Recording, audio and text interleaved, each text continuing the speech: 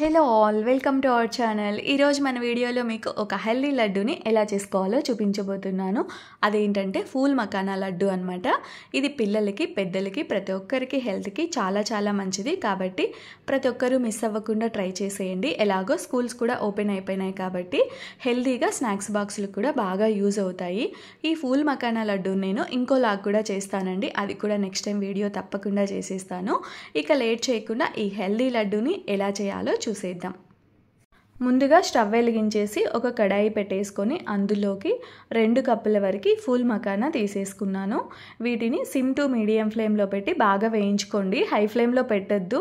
High ఫ్లేమ్లో పెట్టామనుకోండి పైన వేగుతాయి కానీ లోపల సరిగ్గా వేగదు. లోపల అంతా ఏవైనా వేయించేటప్పుడు అలానే అనమాట. సిమ్ టు మీడియం ఫ్లేమ్లో పెట్టి బాగా వేయించుకోవాలి.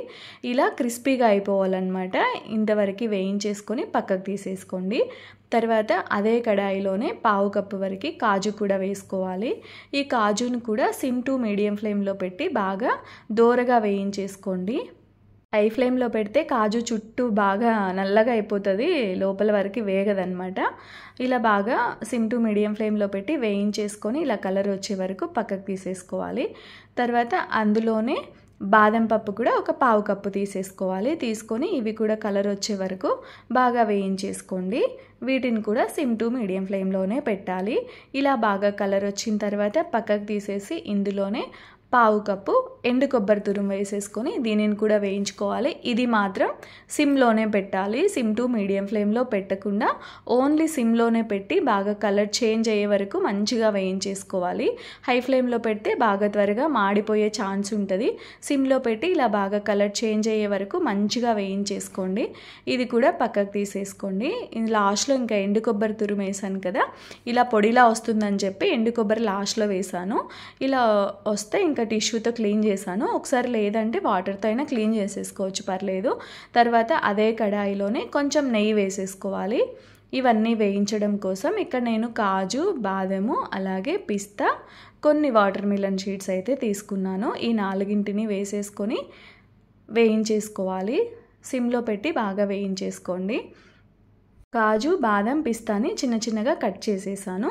ఇలా చాప్ చేసేసుకొని వేయించేసుకుంటే సరిపోతుంది. ఇవి 4 రకాలు ఏం వేయాల్సిన అవసరం లేదండి. కాజు, బాదం అయినా వేసుకోవచ్చు, కాజు పిస్తా అయినా వేసుకోవచ్చు, బాదం పిస్తా అయినా వేసుకోవచ్చు. ఇలా మీకు ఎన్ని నచ్చితే అన్ని వేసేసుకోండి. 2 రకాలు వేసినా కూడా సరిపోతుంది అంతే. వీటిని బాగా వేయించేసుకున్నాక పక్కకు తీసేసుకోవాలి. వీటిని కూడా ఇలా సపరేట్ చేసేసుకొని అందులోనే నెయ్యి ఉంటుంది కదా, అది అలానే ఉంచండి, తర్వాత చెప్తాను. ఇవేమో బాగా చల్లగా అయిపోవాలి. ఇక్కడ అన్నీ కంప్లీట్గా చల్లగా అయిపోయాయి.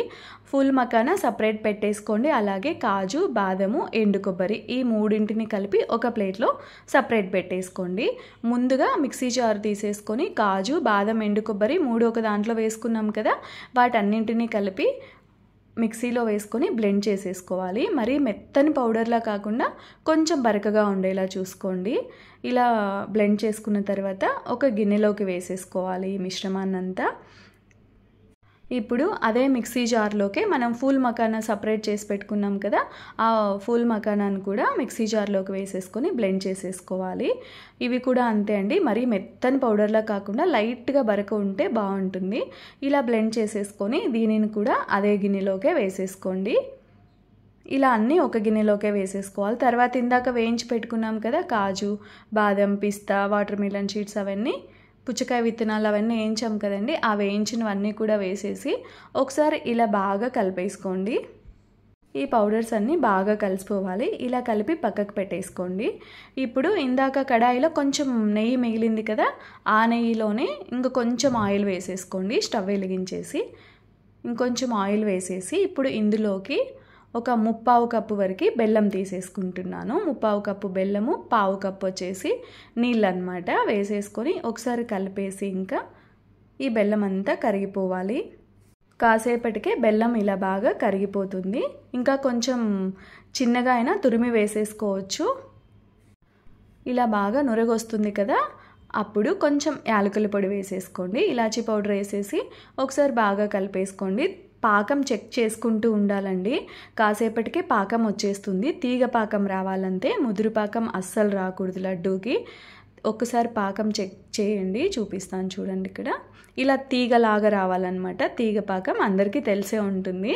ఇలా తీగ పాకం వస్తే చాలు.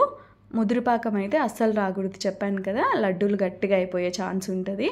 తీగ పాకం వచ్చిన తర్వాత మనం అన్నీ కలిపి పెట్టుకున్నాం కదా, ఆ పొళ్ళన్నీ ఇందులోకి వేసేసుకొని 1 మినిట్ అలా ఆన్లో ఉంచండి. స్టవ్ ఆన్లో ఉంచి ఇలా ఒకసారి బాగా కలిపేసి తర్వాత వెంటనే స్టవ్ ఆఫ్ చేసేసేయాలి. మళ్ళీ ఇది కలిపి చాలాసేపు ఆన్లోనే ఉంచామనుకోండి లడ్డూలు గట్టిగా అయిపోతాయి అన్నమాట. దానికోసమే కాసేపు ఆన్లో ఉంచి తర్వాత వెంటనే స్టవ్ ఆఫ్ చేసేసి తర్వాత ఇలా బాగా కలిపేసేయండి. ఇంకా దీనిని చల్లారబెట్టేసేయాలి. చల్లారబెట్టేటప్పుడు కూడా మరీ ఎక్కువసేపు చల్లారబెట్టేసామనుకోండి కంప్లీట్గా చల్లగా అయ్యే వరకు లడ్డూలు చుట్టడానికి రావన్నమాట. ఇలా చెక్ చేసేసుకోండి. కొంచెం పిండి తీసేసుకుంటే లడ్డూ చుట్టడానికి వచ్చేస్తుంది కదా, ఇంకా బాగా వచ్చేస్తాయి. కాసేపు అలా వదిలేసామంటే గోరువెచ్చగా అయిపోతుంది. గోరువెచ్చగా ఉన్నప్పుడే చేతికి కొంచెం నెయ్యి అప్లై చేసేసుకొని గరిటెకు ఉండేదంతా తీసేసి నీట్గా తీసేసి మరొకసారి ఈ మిశ్రమాన్ని అంతా కలిపేసుకోవాలి. ఇలా కలుపుకున్న తర్వాత ఇంకా చేతిలోకి కొంచెం కొంచెం తీసేసుకొని మనకి ఏ సైజు లడ్డు కావాలో ఆ సైజులో లడ్డూలు చుట్టేసుకోవడం అంతే. ఇలానే లడ్డూలన్నీ చేసేసుకోవాలి.